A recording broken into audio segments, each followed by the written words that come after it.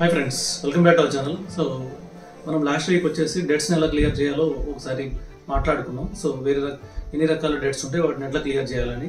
ఇంకొకటి ఏంటంటే చాలామంది డెట్స్ క్లియర్ చేసే టైంలో ఆ టెన్షన్కి లోన్ అయ్యి కానీ, లేకపోతే కొత్త వాటికి అట్రాక్ట్ అయ్యి కానీ ఉన్న అప్పులు సరిపోయినట్టు మళ్ళీ కొత్త అప్పులు చేస్తుంటారు. అంటే అమెజాన్లో ఏమైనా ఐఫోన్ కానీ ఈఎంఐలో రావడం, లేకపోతే ఏదైనా మంచి ఫోన్ ఈఎంఐలో రావడం, లేదంటే ఏదైనా ఎలక్ట్రానిక్స్ ఈఎంఐలో రావడం.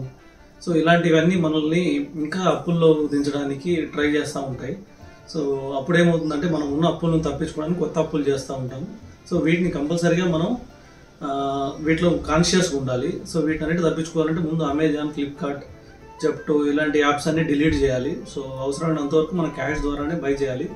ఆ విధంగా మనం కొంచెం అన్నెసెసరీ ఎక్స్పెన్సెస్ నుంచి బయటపడవచ్చు. వీటిని డిస్క్రీట్ ఎక్స్పెన్సెస్ అంటారు. అంటే ఇవి మనకు అవసరం లేదు కానీ సిచ్యువేషన్స్ బట్టి మనం రియాక్ట్ అవుతాం. వీటి నుంచి దూరంగా ఉండండి.